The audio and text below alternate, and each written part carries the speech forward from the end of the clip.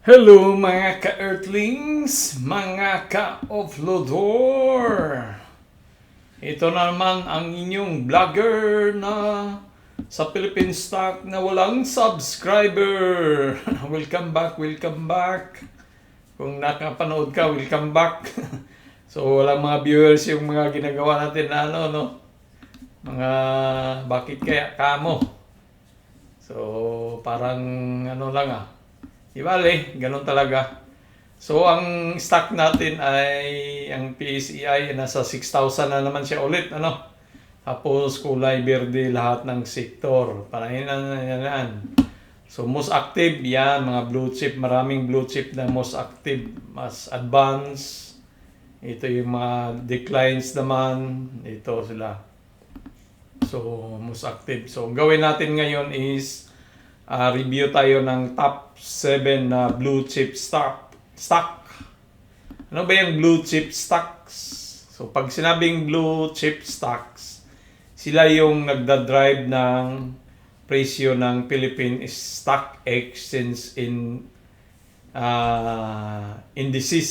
So itong 6,000 dahil yan sa mga blue chip stock. So sino yung mga blue chip stock? 30 yan sila. Ito. Yan, Ayala, BDO, bla bla bla. Yan, mga basahin nyo lang. Yan, basahin nyo. Yan, sige pa, basahin nyo pa. O, 30 yan sila. So, kuha tayo ng top 7 lang. Pito lang ay review natin. So, una is si EMI. So, burahin mo natin itong mga drawings na to kasi yun yung natin na ganyan-ganyan So, burahin mo natin Update lang to kasi meron na tayong So, para hindi kayo maguluhan. So, dati, dito tayo nag-umpisa So, ngayon, si EMI, up siya ng, kano bang up kanina? 2%, up siya ng 2%, galing kahapon. So, dito ka nakabili, kumita ka ng 2%. So, dito, kung makita mo yan, may makapal na pula. Ibig sabihin, may mga seller diyan So, may mga seller. So, pwedeng ito bukas. Bukas pala, bukas? April 9 bukas. Ngayon April 8. Walang trading bukas. Walang kaya gumawa lang tayo ngayon, Kung ano yung mga ngayon, nangyari. Yun na lang ni-review natin. Kasi wala trading bukas Para bukas maga, i-upload lang natin to. So, kung napanood mo na to, na-upload na. Kaso lang, wala tayong mga viewers Bakit kamo kaya hindi pa rin tayo pinapansin ng mga tao? Yan. Si Emperador. Si Emperador to. Mga ka-Emperador! Inuman na! So, maraming dyan. So, tingnan natin sa 1 hour time frame. So, green na siya. Ibig sabihin, kumukunti, bumabawas na yan. 30 minutes time frame, putol na. So, kailangan maputol din to sa bukas, sa Friday, 4 hours, may gray pa rin. So, dapat itong presyo na to sa Friday ay talagang dapat angat siya dyan para so dahil nasa trend line na siya, pwede siyang mag pull back ulit bago siya angat so pwedeng ganun mangyari sa kanya. So sa mga hindi pa nakaalam, nakapanood nitong EMI nung ginawa natin ay nag-form siya ng bullish flag na malaki sa long term. So, kung kailan siya mag-breakout dito sa trend line na yan, itong top line, ito yung resistant na yan. Kung kailan siya mag-breakout diyan, hindi natin alam. So, pero ang target price dito sa Philippine stock market talaga, lang ka, long term. Kasi kung mahirap talaga, mabagal. So, 14, na-hit na pala yung 14 na yan So, dapat mayroon ng, nasaan na yung natin? Wala na. Wala na yung indicators natin na order black. Yan, bumalik yan. So, na-hit na siya, tapos yung isa, nasaan na yung isang indicator? So, kailangan niyang, tawag nito, wala kasi. So, kailangan niyang i-break out to. So, tingnan natin si TradingView. Walang update tayo na presyo kaya hindi natin kung meron ba siya. Target price, forecast. Minsan si TradingView ang 15, tapos down na siya. Negative na yung niya yung forecast niya So, kung pwede naman talaga kasi pag ma-hit niya to pwede siya, dahil nga may sell order dito, talagang pwedeng mag-pullback siya diyan, yung presyo diyan. Kasi nasa, nandito pa sa gitna. So, ito yung bottom natin na trend line at yung top. So, pwedeng mag-up siya or pwedeng mag-down, So, pwede din yan yung So, pakiramdaman natin. Baka bababa pa or angat na ba to si Kasi na-hit na yung target price niya So, baka magkonso-konso lang muna yan dyan. Tapos Si Emperador. Next, si Lucio Tan Group. Ito si LTG. Maganda ni LTG, namimigay siya ng dividendo na 0.30. Bibigay lang noong Marso. Yan. So, base sa natin, burahin mo natin itong kasi yung ginawa natin to, matagal na yata na-review natin dito pa So, ang natin, baka mag-drop dito Yan, talagang nag-drop, Nag-drop siya Kasi nasa taas na nga. So, burahin mo natin to. Yan. So, palitan natin tong bottom natin. Iusog natin konti. Yan. Yan na lang yung natin, trend line. So, sa ngayon, nasa gitna, umangat.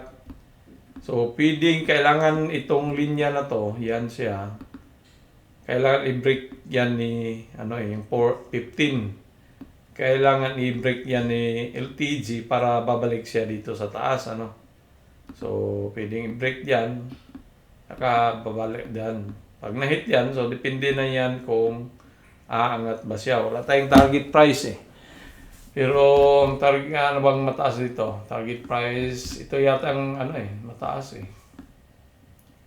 So, meron ditong itong 17, pwede nating yan, diyan banda 17. Pwede yan yung maging target price niya kay Lucio Tan Group. So, kailangan niyang i-break out muna tong 14 or 15. So, tingnan natin si TradingView kung may forecast ba. Forecast. Wala siyang forecast Technical sell na lang or buy. Anong mataas? So, 15, may 15, 14 lang So, 1 month. 15 lang yung pinakamataas. Yan. Yun lang mataas Ito dito 15. So, pero kasi nandito na siya Tapos na niya itong bottom na part So, baka akit din dun sa 17 So, diyan lang muna si Lucio Tan Group. Pakiramdaman nyo mo lang muna. Pero kung maangat naman yan, may niya yun, may 11% din. So, bullish na bullish So, Century Pacific Food, food. So, ito, natin, gumawa siya ng bullish plug din. Yan yung ginawa niya. Ganyan. So, ang natin galing ito, up siya dan, pwedeng bumalik, pwede siyang mag-break out.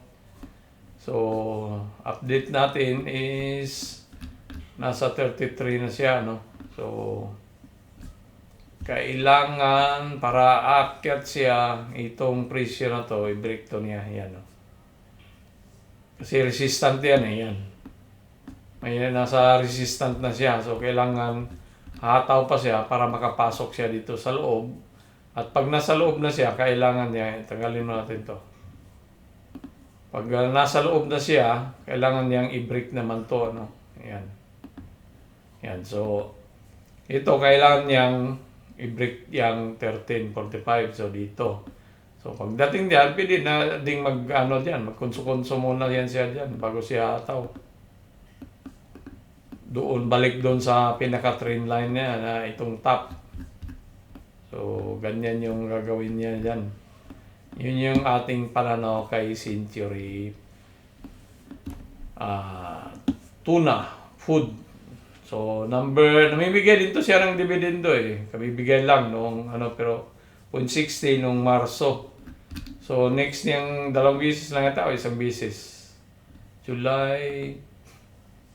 So, next is July banda or August mamigay siya. So, Century Food. Ang target price natin is 43. So, malapit na dito yung target price. Kailangan niya i-break muna yung presyo para ma-hit niya dyan. So, that is our number 5. Number 4. Number 4, si GG Summit. Si GG Summit, nung huli nating ito yung dito siya eh. Pwedeng umangat siya diyan. Tapos, pwedeng mag-pull back din. So, na-break na niya to eh. Yan, yung na yan. So, kailangan niyang dumiritso dito sa taas. Kasi, nasa trend line pa naman siya eh. So, babalikan niya itong presyo na to. Lalo na may, mayroong sell order block o supply. So, kailangan niyang itagusin yan. Kung ma-hit niya yan, may 15% na kita. Tapos, pwede mo ibenta kasi baka mababa siya dito, babalik eh. Kasi maliban kung kasi ang target price 34 lang kasi. So, ito na yung pinaka-top dito na 34 eh. So, baka ma-hit na niya to ngayong buwan to bago matapos ang buwan. Kasi 2 linggo pa ceasefire, so ibig sabihin 2 linggo maganda ang takbo ng merkado, So, yan si JJ Ace. Number 3. Talagang si LTG. Tapos na to.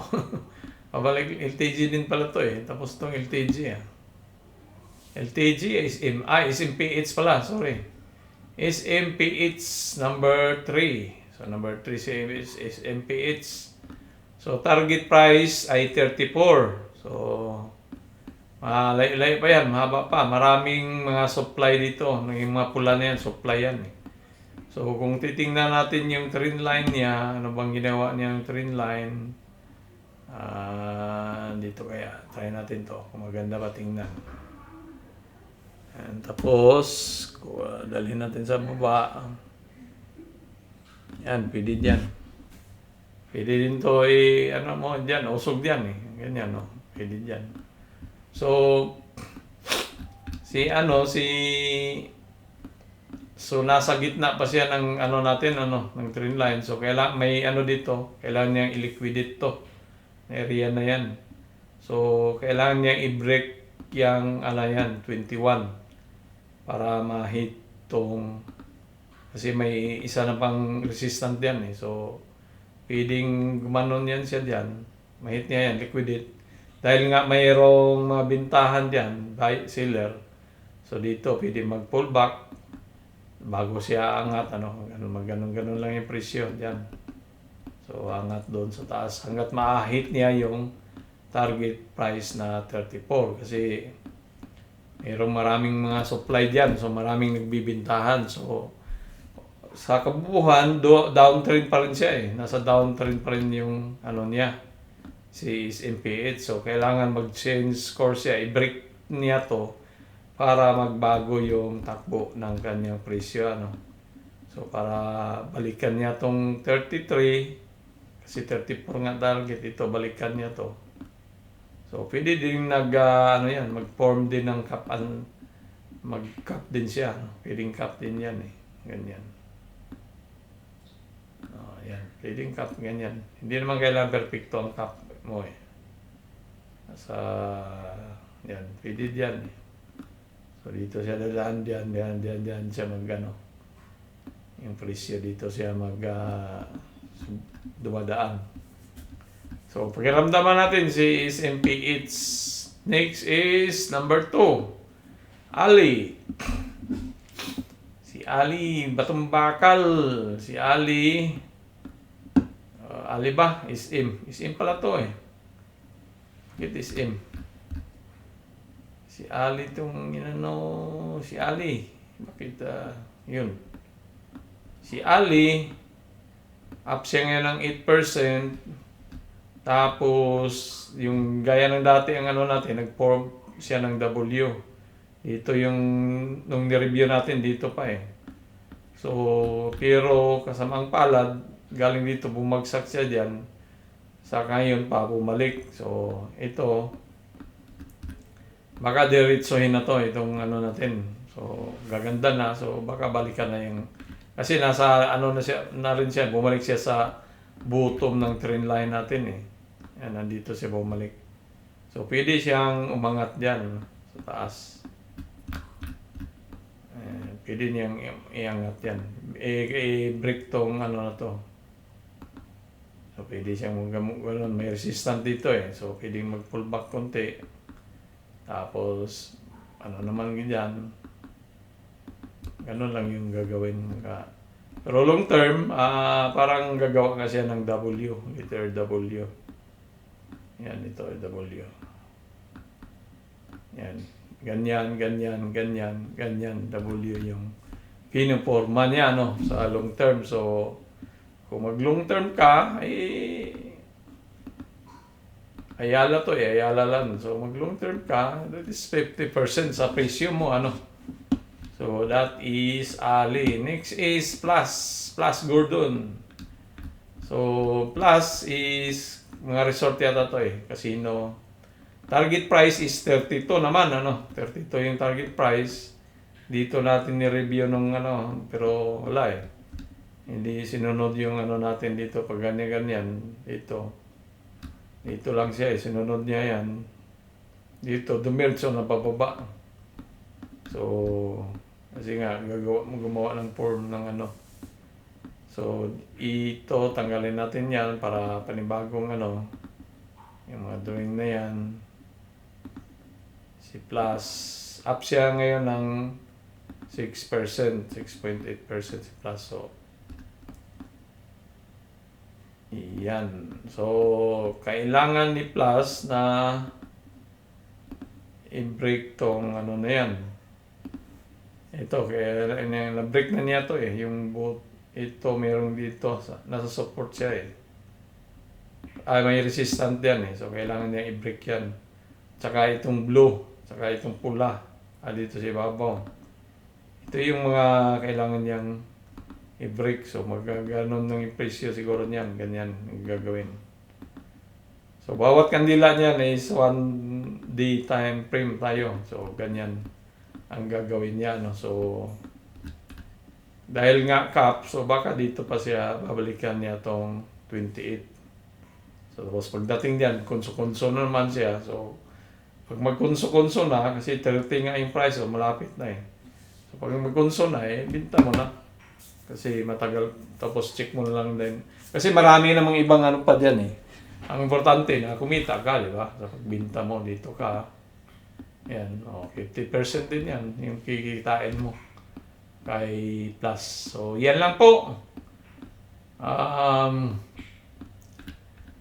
Wala kasing trading. Mas maganda kasi mag-vlog sana kung may trading para medyo live ba. Kaso lang, may pasok naman tayo So, wala. Kailangan natin pumasok na So, yan ang ating top 7 sa Philippine stock market. Mga ka-offloader, mga ka-OFW. Huwag kalimutan, pakipindot ng subscribe kung natapos mo to ang video na to. Maraming salamat. Adios mi amigos, mi amigas, babus.